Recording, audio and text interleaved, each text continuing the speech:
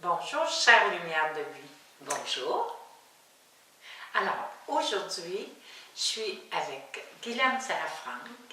Guylaine est auteure de plusieurs livres et elle est aussi médium. Elle canalise depuis 25 ans Maitreya, une entité d'amour et de compassion. Alors, aujourd'hui, avec Guylaine, nous allons aborder un thème très mystérieux pour la majorité des humains, c'est-à-dire le thème des initiations. Qu'est-ce que c'est qu'une initiation? Est-ce que tous les humains vivent des initiations? Est-ce que c'est réservé à ce qu'on appelle, nous, des maîtres ou des êtres très spirituellement évolués? Et alors, des questions comme ça où Guylaine va démystifier et clarifier qu'est-ce que c'est qu'une initiation. Alors, voilà. Oui, bien sûr, je peux en parler, mais je vais parler de ça, c'est sûr, à partir de ma propre perception des choses, ce qui a été transmis aussi au travers de mon canal par Maitreya. Bon, je pourrais te dire qu'en partant, oui, tout le monde vit des initiations. Il y a deux grandes initiations au point de départ, l'initiation de la vie et l'initiation de la mort-passage. Quand on entre, quand on s'incarne sur le plan, c'est une initiation. On est préparé, on se prépare. Et puis, il y a une façon de s'incarner qui est définie, où on doit aussi vivre toutes sortes de détachements, toutes sortes de... une préparation, en fait. Ça, je ne voudrais pas trop m'avancer parce que je ne voudrais pas dire une bêtise par rapport à ça. Donc, mais je suis consciente que c'est une grande, grande initiation de la naissance. On passe du niveau de l'invisibilité à quelque chose de visible. Donc, on traverse, on part d'un état où on est conscience pour arriver dans un état où notre conscience est partiellement voilée. Donc, c'est une grande, grande initiation. C'est comme si on plonge vraiment dans le vide, presque, dans le vide de l'incarnation et tout ce que c'est d'entrer dans la réalité de la matière. De la même manière, quand on se prépare à mourir, c'est aussi une grande initiation. On fait énormément de détachements. On se prépare toute la vie, en fait, à ce départ-là. Tous les détachements qu'on vit tout au long de notre vie nous préparent au grand détachement. Donc, la mort-passage, c'est une grande initiation parce que ça nous demande, un, de laisser tout, et deux, d'aller vers de l'inconnu. Une initiation, c'est vraiment entrer dans une autre réalité. Ça sous-entend des détachements, ça sous-entend de l'ouverture à autre chose. Toutes les initiations, par exemple, on parle d'initiation de la naissance et de la mort, sont longuement préparées. Au cours de notre vie, on a des étapes à franchir. On est arrivé avec un plan d'incarnation.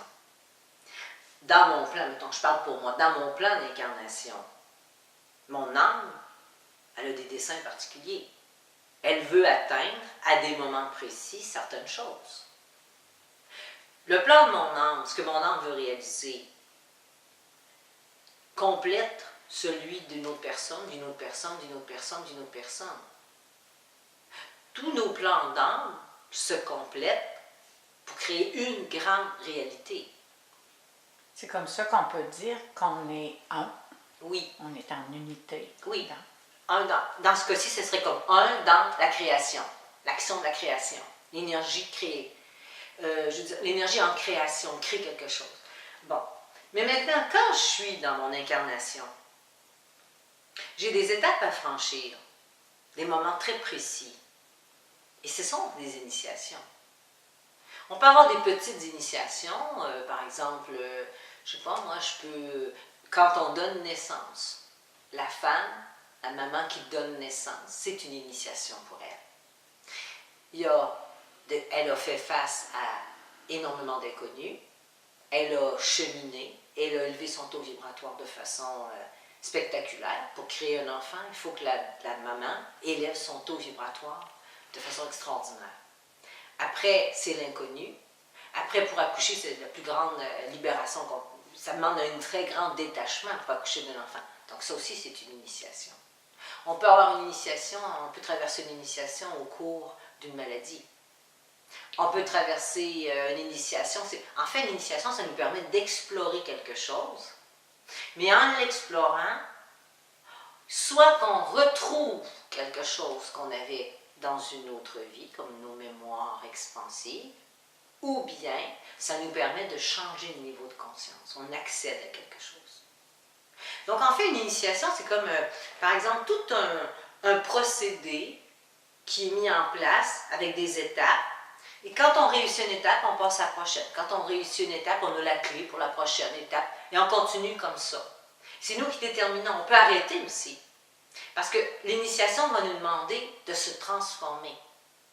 Il y a des initiations majeures, à part que l'initiation de la naissance et de la mort, il y a d'autres initiations majeures qui peuvent demander à une personne de complètement se transformer, transcender tout ce qu'elle est.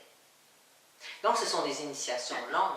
Ce pas des initiations qui vont se faire à une année ou deux. Ce n'est pas une initiation qui se fait en un week-end. Ce sont des initiations qui vont se faire sur 10, 15 ans. Et à travers cette initiation majeure-là, il va y avoir des sous-initiations, des initiations mineures qui vont préparer, qui vont permettre de franchir une étape. OK, on récolte une clé qui nous permet de passer à autre chose. Mais tout est une question de palier vibratoire. Parce que pour atteindre la fin de l'initiation, par exemple, je commence ici, pour arriver à terminer mon initiation, parce que là, je suis aspirant à l'initiation, quand je vais avoir terminé, je vais avoir atteint le taux vibratoire. Et pour atteindre mon taux vibratoire, il faut constamment que je change de niveau de conscience. Et ça, c'est à travers les expériences, à travers les choix, mais à travers aussi de l'introspection évolutive. Quand on entre dans un cheminement pour une initiation, il faut entrer dans un processus, obligatoirement on entre dans un processus intense d'introspection évolutive, où on doit revoir. Parce que tu nous dis, en nous expliquant ce que tu es en train d'expliquer, tu nous dis que c'est la personne qui va se hisser vers son initiation. Oui. Mais on dit beaucoup que certaines personnes peuvent donner une initiation ou faire une initiation. Ah, OK. Oui. Bon, alors ça, de mon point de vue à moi, quelqu'un qui donne une initiation, on a des dons. Il y a des gens qui ont des dons. OK? Alors, une personne peut avoir un don de créer une stimulation initiatique dans la personne. Ah, c'est très différent. Oui. Puis, c'est une forme d'initiation, OK? Mais si la personne réussit à faire cette stimulation initiatique à la personne, c'est que la personne est ouverte, elle est prête. Elle ne pourrait pas le faire si l'autre n'est pas prête. En fait, elle peut permettre, elle peut ensemencer dans l'autre quelque chose dans la mesure où l'autre a l'ouverture pour ça. Et en plus d'avoir l'ouverture, elle a la réceptivité pour recevoir l'ensemencement précis. C'est une question de code vibratoire. Un ensemencement, ça a une vibration particulière. Il faut que tu aies la réceptivité pour être capable d'accueillir l'ensemencement. C'est ça les initiations. Ce sont toutes sortes d'ensemencements qu'on reçoit aussi du monde de l'invisible. Parce que quand on se prépare à une initiation, on ne fait pas ça seul comme ça. Nous, on a des choses à faire. On a à progresser, à garder le contact avec soi, favoriser un contact intense avec soi. Ça peut vouloir dire faire des retraites, ça peut vouloir dire toutes sortes de choses, une méditation régulière. On a à favoriser ça, d'une part. Après, on a à favoriser aussi d'ouvrir à autre chose de nouveau. C'est-à-dire, on peut être tout à coup intuitivement interpellé à lire quelque chose, discuter d'un sujet avec une personne qui va nous amener des éléments dont on a besoin pour notre initiation. On entre comme une cueillette de données. Okay? On entre dans un processus où, dès qu'on est animé par ça, qu'on est conscient qu'on traverse une initiation, donc on le sait que le but de notre initiation, c'est vraiment une élévation de notre conscience. Donc c'est quelque chose de très sacré. Ça se sent à l'intérieur. Et là, on arrête de rouspéter parce qu'on sent que notre énergie, notre ego, tout doit collaborer parce qu'on veut atteindre une qualité, un taux vibratoire particulier, parce que tout est une question de taux vibratoire. Hein? On veut atteindre un taux vibratoire particulier parce que de ce taux vibratoire-là particulier, on va pouvoir exister dans un état de conscience, on va pouvoir manifester des comportements, des attitudes qui correspondent à ce qu'on veut vraiment vivre. Tout ce processus-là sous-tend une supervision des maîtres, oui. De nos maîtres et de nos guides. Absolument. Ah oui, on n'est pas abandonné comme ça. Là. Une initiation, dès qu'on conscientise le fait, la première démarche, il faut conscientiser le fait qu'on est dans un processus initiatique particulier. OK? Si à partir du moment où on réalise ça, ben là, on choisit de faire un tri de notre vie. Il faut choisir d'investir de l'énergie là-dedans. Si on pense qu'on est dans un processus d'initiation, la preuve, une personne qui s'apprête, qui est malade, qui s'apprête à quitter le plan, la personne, elle va faire le tri. Elle va arrêter de s'éparpiller dans toutes sortes de choses. Elle va concentrer son énergie sur ce qu'elle est en train de vivre. Hein? Absolument. Bon, c'est la même chose pour nous autres. La première chose, c'est de réaliser qu'on est dans un processus initiatique. On n'est pas obligé de tout mentaliser, quel type d'initiation, tout ça. Peut-être qu'on peut le savoir, peut-être pas. Mais ce qui est important, c'est de le comprendre. À partir du moment où on réalise qu'on est dans un processus initiatique, la deuxième étape, c'est de vivre à partir de cette prise de conscience-là. Ça veut dire qu'à partir de là, il faut diriger nos énergies dans une introspection plus importante. Il faut faire des choix aussi dans ce sens-là. Et aussi, il faut garder un contact avec soi où on s'intériorise aussi avec le désir d'avoir des informations concernant cette initiation-là. Comprendre davantage. Mais ce n'est pas uniquement mental, ça se passe dans le ressenti. Par exemple, on pourrait, dans l'intériorisation, réaliser que oui, les détachements que j'ai à faire dans telle situation, ça fait partie de mon initiation. Alors, je comprends que si je veux avancer, plutôt que de me plaindre, non, ça ne me tente pas de faire ces détachements-là, je me dis, OK, ça fait partie de mon processus initiatique. Je sais que pour arriver là, j'ai besoin de franchir des étapes où je vais avoir besoin de lâcher prise sur le pouvoir, lâcher prise sur faire beaucoup de détachements. Parce que c'est comme ça que je vais pouvoir arriver à élever ma vibration, faire un tri, puis rester de plus en plus en attention soutenue vers. Parce que il faut sentir à l'intérieur de nous qu'on se dirige vers quelque chose, même si on ne sait pas c'est quoi. Sentir l'appel. C'est comme si l'initiation, c'est une force attractive. Moi, je le vis comme ça.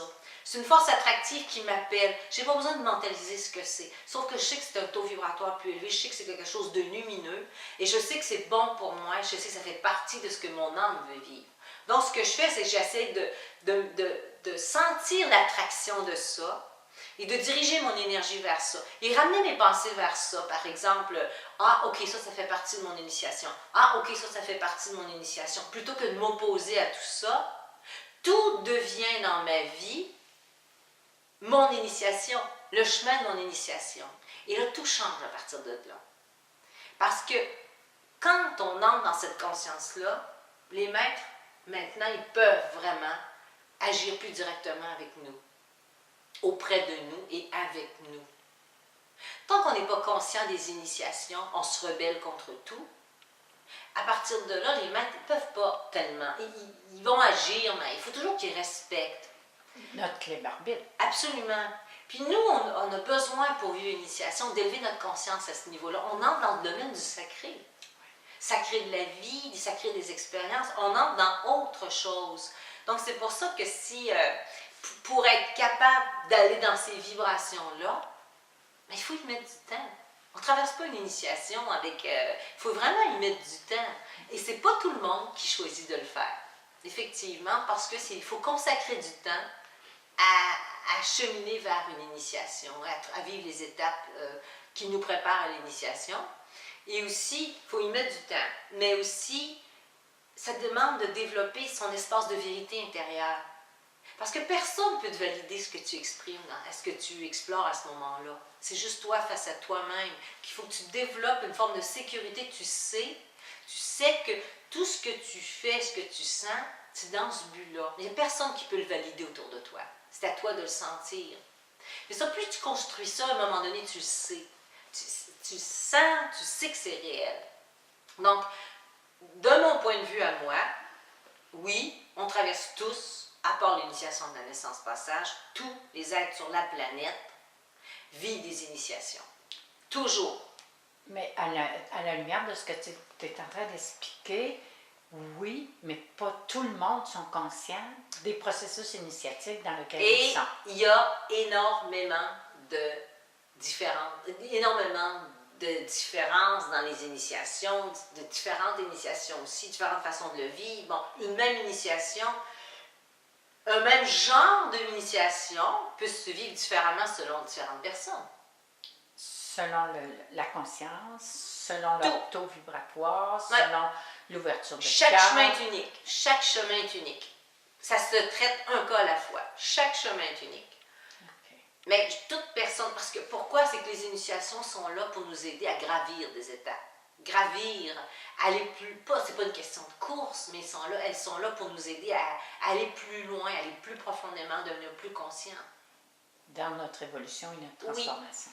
Et l'initiation nous amène aussi à avoir une vision plus globale. Ça dépasse l'entendement qu'uniquement cette incarnation-là. Parce que dans un processus initiatique, on ouvre sur nos personnages karmiques expansifs.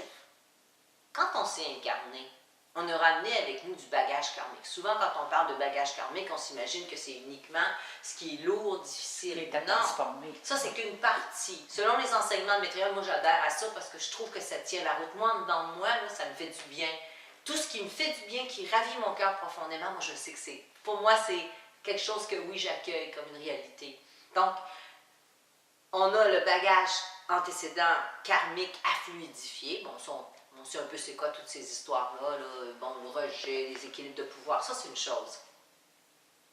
Mais on a aussi ce qu'on a acquis d'expansif dans d'autres vies qu'on ramène avec nous pour pouvoir utiliser ce bagage-là.